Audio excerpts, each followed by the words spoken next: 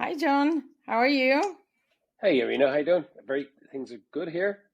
All Where good. where in the world am I finding you today? I'm actually in Boston, Massachusetts, on Lovely. a business trip, and it's 6:10 in the morning.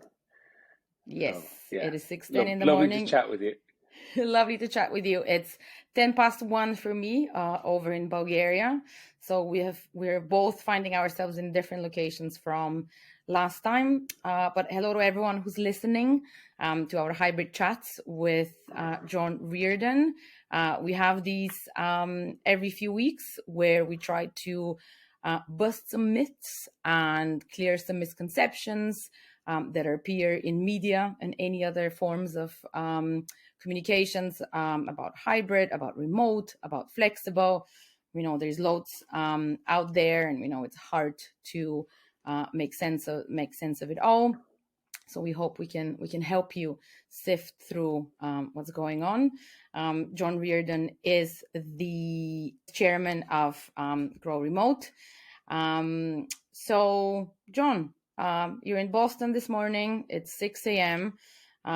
What kind of, when you wake up at 6 a.m. in Boston, what's on your mind from all the things that have been posted in the world of remote, hybrid, and flexible from the last few weeks? Well, I mean, some of this it's really interesting because in the last couple of weeks, we've had the latest report from the WFH research folks, Nick Bloom and team. Um, I've seen stories about digital nomad visas. There are, so many different elements to these stories. But what I see is a trend in the in some of the, I wouldn't say the financial press, but in some of the business press, where people are still looking to. I'm going to use the term lightly, but looking to blame remote work for some of the other ills that we're seeing. And what I would prefer to as a rebuttal is actually remote work is the antidote to a lot of the challenges that we're having right now. So, we're in a situation, we're in a time when there's a significant amount of change, amount of flux, and that causes companies to really have a look at their cost base. And one of the ways in which a significant amount of cost can be taken out of an organization is by giving up a lease that's due. And what we've seen over the last 3 years is that it didn't happen automatically, and it doesn't happen automatically in a time like this because it can't, because companies are encumbered with a long-term lease. So as these leases fall due and wind down, and we're seeing companies shedding that cost structure, there are a lot of elements of business, particularly in the real estate side, who are now crying foul and almost blaming remote work for the challenge for what's happening. And actually, it is not the point of blame, it is actually the outcome from the enormous shift that we've seen.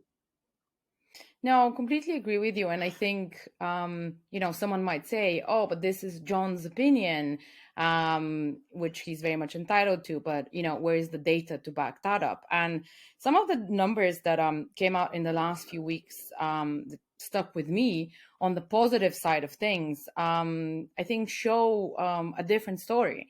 So we have a couple of things we saw, and we'll share the links for each of those. But one was a PwC hopes and fears research, which they ran, I believe, earlier this year in the UK. And according to the research, 77% of UK employees want a mix of face to face and remote work, right? Okay, that's one.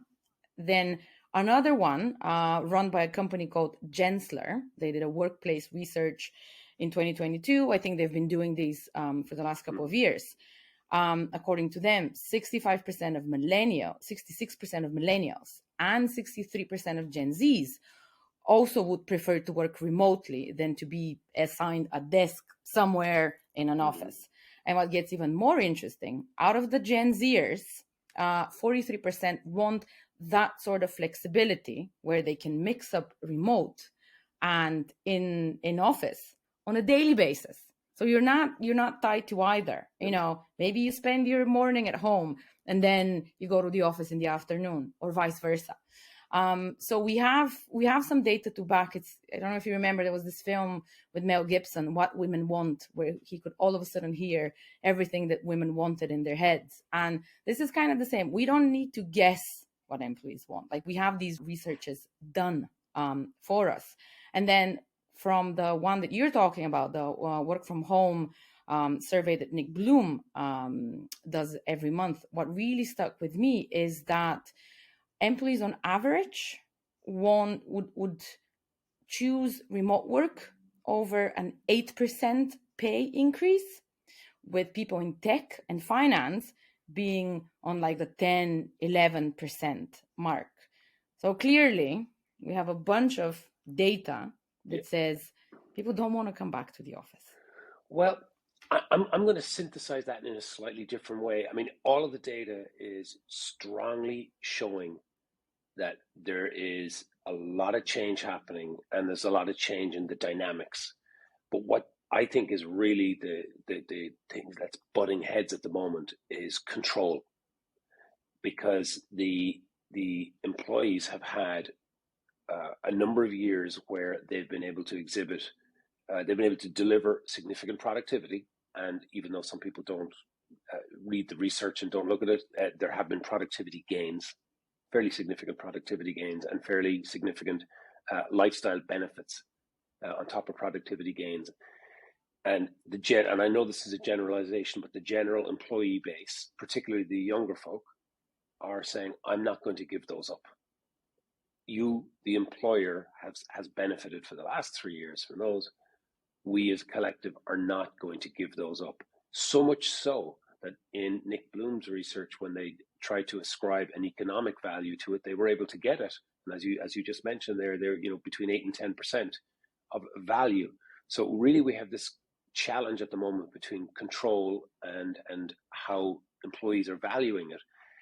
And I think the best way to kind of to wrap a bow on this point is that in the long run, the employers who ignore the fact that their most important base, the Gen Zers and the millennials, who ignore their behaviors and their beliefs, they will lose employees at a faster rate than their fellow employers. In other words, there will be migration of the good employees to their competitors, and that's what we're going to see. So when I hear a company talking about a return to work mandate, it's essentially we'd like to exert back an element of control on the workplace. And I hear the workers leaning back saying, please, no, don't shackle us. What we're looking for is flexibility.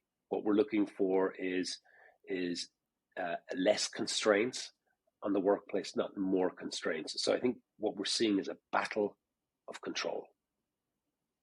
Yes, no, I completely agree with you. And I think I want to bring up an example of a company that's actually doing things a little bit differently. Is unlike the companies that you mentioned at the beginning, John, is one company which looks at things incredibly differently. It's the insurer Allstate in US, and they basically say that flexibility should be part of the value proposition to an employee. And the way they see it is the way we talk about value proposition to a customer. They see employees as customers, where these customers, what they really want is flexibility. And I found this really interesting way to look at it. What are your thoughts, John? Yeah, I think Tom Wilson, who's the CEO of Allstate, has absolutely nailed it. And the stakes are pretty high because this is a large company. I think Allstate's 60,000 employees, and what he has basically said is that this is that he is putting the employees in a very significant point of prioritization alongside their customer, and that's a very smart move. They've proven, Allstate, along with a lot of other insurers, that having a distributed workforce, because many of the employees need to be in the community, so they know that the long-term future of the company depends on that social fiber of having people in the community. So I would applaud um, the CEO and say, like, he is laying down the pipes, laying down the infrastructure for significant long-term gains. And he's talking about all of the things that are really key to that big, long infrastructure play. He's talking about um, flexibility. He's talking about co-working sites. He's talking about third spaces. He's talking about the other things that similar CEOs to Tom Wilson are just ignoring and not bringing to the table. So I'd say it's this week we tip the hat to Tom Wilson from Allstate. He's the GOAT of the week. He absolutely is. There was something that stuck with me in the piece, which was around this thing: create the future rather than follow the trends. And the way they see this is, we're not going to mandate anything.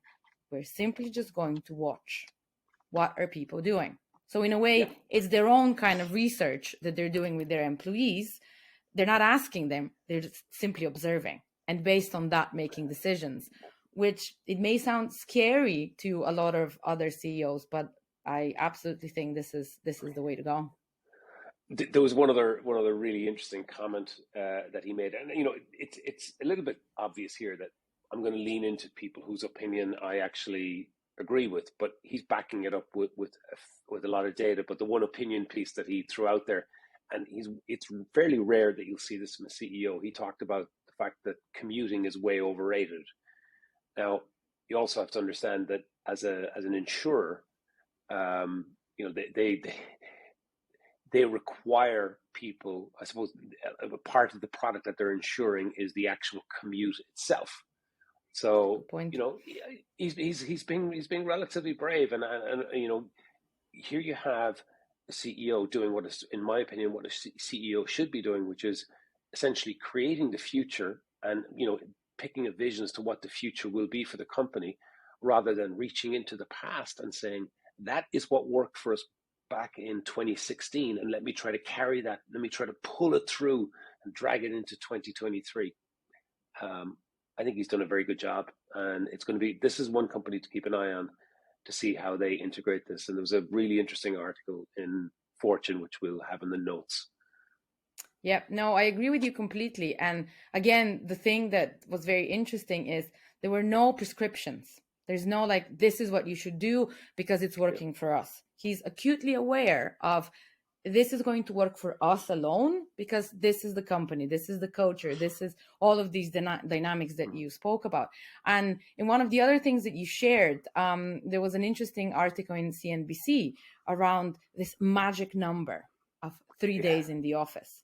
It somehow has become a thing, but then they looked into it and there's no data to back it whatsoever. There is no magic number. But I'm curious, what do you make of that, John? Again, okay. Henry Ford was the one who indicated that there was a 5-day work week, and first did the 5-day work week, and then it became a 40-hour week. We get these constructs in a weird way. I mean, prior to that, work was it was a 6-day work week, and then quite weirdly in the UK, in the maybe 120 years ago, the football games were kicked off at 3 o'clock in the afternoon, and the reason they kicked off at 3 o'clock in the afternoon was so that the employees could stay at work and they could do a 5.5-day work week. So you've had all these issues over the years where you've had the timing of when people work are based on the weird dynamics that we almost kind of giggle at and laugh at now. So what's actually happened over the last period of time is that there's a general reimagination of what work is, and we're realizing that work is not necessarily a place for a lot of companies. It's a product, it's an outcome, and we're also understanding that it's not fixed in a certain box of time. So what that means is that rather than imposing, and I'm going back to the control point, rather than imposing the will and saying it must be 3 days, it must be 4 days. What I would encourage people to do is learn. I would encourage people to iterate, to try things. Like who said that everybody wants that people want to come into work into a physical office on a Tuesday, Wednesday, and Thursday, and who says they want to come in for the whole day? Like these are constructs that make it easy for somebody in a decision making and control position to kind of show that I'm only giving it a bit. It's kind of a little bit of a negotiation. And what I'd like to see is a lot more companies talking to their employees, department by department, division by division, team by team, and working out what works best for the team, for that particular team. Some teams will need a lot more collaboration and may well decide themselves that they need to get together more often, and it may not be in the physical, like the construct of the current office. So how this forms itself over the next couple of years, to me, it's a work in progress, and these mandates are probably going to cause companies to lose more employees than gain more employees. I completely agree with you, John. And again, Tom Wilson, I think, can be an inspiration into looking at that. So to kind of finish things off, I'm going to bring one more thing that was in the articles you and I were sharing.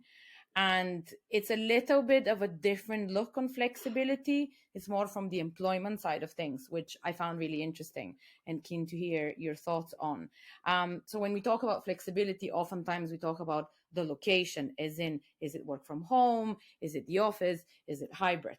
Or we talk about the working hours, is it Yeah, 9 to 5 or is it just core hours? But there's another form that can be looked into. There's another form of flexibility that can be looked into, which this article brings up, which is it comes from the World Economic Forum. Created this Good Work Alliance last year in May. And the idea being is they recognized a lot of challenges for the work to be good, and they in turn recognized pillars that can be addressed to fix that problem. And one of the things that they found out as a challenge is unequal access to flexible work, which we can completely agree on that is indeed a challenge.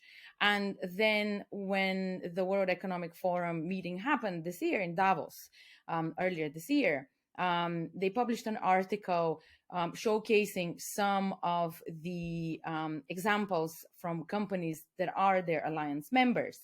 And what they're doing to address some of these things. And the article was specifically around flexibility. And they were giving an example from one of their members, Unilever. And Unilever is instigating something which they call U-Work as an employment model, which essentially is looking at work not as a 40-hour full-time employment thing every week, but rather as a retainer where companies pay a certain amount to people and then they commit to doing a certain amount of work, but that's not necessarily full-time. It could be part-time. So I suppose my question for you is a couple of questions. One is, from your experience, you've been in the space a long time, does simply creating alliances like this one, where we say, look, we're facing these challenges, let's do something about them, become a member, do you see them as moving the needle? And then secondly, in this example where we talk about flexible employment models, more so than where people work from or the hours that they work from, what your take on that is? I think it's really important that large organizations like Unilever, large groupings like the World Economic Forum are taking a really hard look at the future of work. And they're doing it on the basis of a lot of data, which I think is good. But they're also doing it where the stakes are high for some of these very large companies. So to bring in these what they call the 5 pillars of good work, for me, when I look back 5 years ago, it's almost incomprehensible that somebody would actually be saying that one of those pillars of work is the provision of a flexible and protected workforce. And one of the points that they make in the article, which I found really interesting, is that in the past, the belief was that you provided flexibility to people who had, who had caring obligations. Okay, and there had to be an issue as to why you provided flexibility. And I think they're flipping this nicely, which is no, a pillar of a really good work practice of a really good company is to provide that flexibility right up front and provide that level of protection right up front, that you can choose to a certain extent the essentially how many days you're going to work and in which place you're going to work. Again, this goes back to a point I made originally. This is a very smart way to look at the control of the work product, and it has to be a balance between employer and employee. It has to be. It's the smart way to go. And so this is a really interesting. The 5 pillars of good work framework is an excellent bit of research. I would encourage people to read it. Yeah, absolutely, and we'll definitely share it. And then in terms of the specifics of because it was one thing that they were saying interestingly in the piece is, and this was before giving the example of Unilever, is flexible work is in one shape or form a part-time work, which I found really interesting as a statement because, and again, this is me judging from my own views and my own experience, but I work full time. I just happen to choose where I do the work from and what hours of the day I do that from or during. And it's about bringing, completing my projects. So for me, it's like, it doesn't necessarily have to equal flexible. Flexible work doesn't necessarily need to equal part-time work. So I think this is where I slightly stumbled, and I'm not fully sure that I agree with, but maybe it's opening my mind as well. It's like, well, this is, another form of flexibility. You're happy to work full time, but other people want to work less time. And then when we get into the nitty gritty of how you do that from purely legal perspective, employment, does that come with certain employee rights and benefits? Because as we know, usually fixed term contracts have to do with contractors, which tend to not come with any employee rights, benefits and such. So maybe this is a hybrid employment model, which we're yet to figure out as well, that actually there's a lot of demand for. Well, I think what it actually does, Irina, is it's making the meta point here that we haven't landed with a solution. What we've landed with is an array of potential solutions. And I think this is not going to be a mandate from a Henry Ford that there will be a 5-day week, a 5-day, 40-hour week. It's not going to happen like that. It's going to become quite individualized. It's going to be quite personalized by company almost. And that's why I think we'll see in the next couple of years, we'll see the progressive companies stating their mission and their intentions as to what they are going to aim to be, as opposed to what they are going to demand employees do. And in the greater talent battle, I think I would back the companies that are going to lay really good infrastructure, and from a mission perspective, those companies will be more attractive. And I think from a talent perspective, they'll win. I think that's an excellent conclusion to our hybrid chat today, John. Thank you so much for everything. And all the opinions and all the myth busting. Again, as mentioned at the start, if you, as consumers of this, come across interesting articles, research, opinions, data, whatever it is, on flexibility, remote, hybrid, and all that, please share with us on LinkedIn, tag myself, John, both, and we'll definitely address it next time. In And the Irina, meantime, I'd love for people to throw in their comments as well. Don't just forward an article or share an article. Put your spin on it as well. We've got to keep this conversation going, because there are a lot of voices, and just because I'm spouting one particular side of it does not necessarily mean that is the voice. And I want to learn from this, and I want to hear people who have expertise, domain expertise in certain areas. Who, if you think I'm talking absolute bullshit about a particular point, take me on, show the data, and let's have a really good discussion. And I'd love to raise some of those, I mean, not controversies, but some of those. If we disagree on stuff, let's have a forum where we can discuss it. absolutely agreed with you. We always we don't want just the choir singing to us. Definitely, if just as my mind was a bit opened after reading the World Economic Forum and around employment models, same can be for something else. So yes, throw us your ideas, your thoughts, your opinions. We definitely would love to hear them. Take care, John. Bye. Take care. Thank you.